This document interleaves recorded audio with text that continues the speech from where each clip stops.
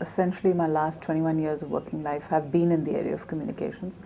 Prior to Microsoft, I was with a communications consultancy firm called IPAN Hill and Knowlton. So, working on various issues, be it marketing communications, corporate strategy, or crisis or issues management, whole breadth of issues across a wide, varied sector of industries.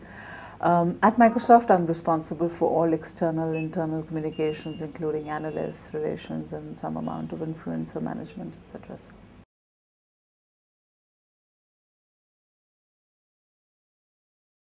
It's changed largely because of technology. There's this huge implosion of technology, which has enabled a lot more direct-to-direct contact. So earlier, we would use a lot of the media being, plural for medium, whereas the mediums are now breaking down and you're far more in connection and contact with your direct consumer. So even look at the government today.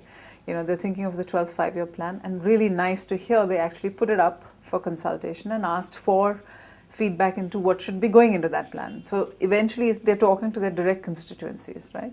So I think technology has made that happen. Two, technology has also made it happen in such a way that it's there 24/7. You don't no longer wait for your newspaper next day. Television, of course, did make a big difference, but television still, there was a little bit of a time lag. Today, most news breaks on Twitter and Facebook first, and then really you start going out to your television to get a lot more depth in there. And the next day you read in the newspaper even more in-depth analysis, etc. So that's how, two big things that have come about.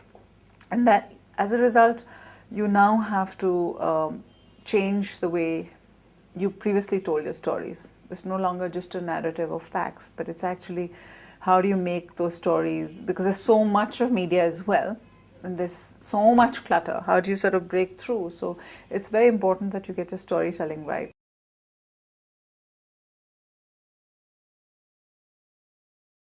While I talked about this implosion of technology, a third thing has happened as well.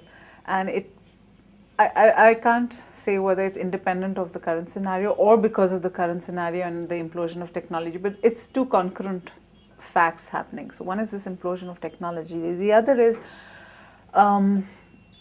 if you look at around the world, a huge number of lack of faith in the governments. So whether closer home, and businesses actually, whether it's Satyam scam, 2G scam, CWG scam, WikiLeaks, or all of the world, all of the changes that are happening in the Middle East. I mean, so there is this lack of faith and trust in the established systems, be it governments, be it companies, be it NGOs, it's happening across. There's a lack of faith.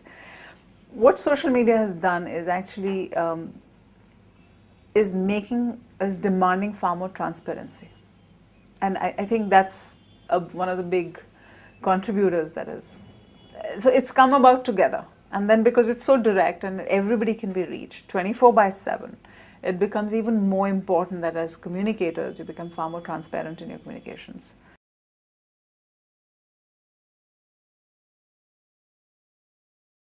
Helping them think through what is the end objective, and therefore how can you help communicate that, keeping that end objective in mind. How do you effectively communicate, and plus what are the various possible ways, tools that they could use for communication. How do they integrate it all across, because for any communication to be successful, it has to sort of, things have to play along together. It's got to be like an orchestra. So what are the various tools that they can use to help communicate that single message that they want out there? How can they make it relevant? How can they sort of connect with the people who they're talking to or presenting to, make it more, understandable, break it down into simple. So it's not about jargons, etc. Keeping it simple, making sure it's one message that you want delivered. How do you do it? Various tools. Essentially, I hope to be able to sort of channelize that thinking.